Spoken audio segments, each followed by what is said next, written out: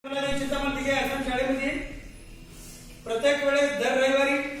Annapurna caters मार्फत आपल्या या आश्रमाला अन्नदान करत असतात आणि आज देखील माननीय मनोज कुमार साहेब अन्नपूर्णा कॅटर्स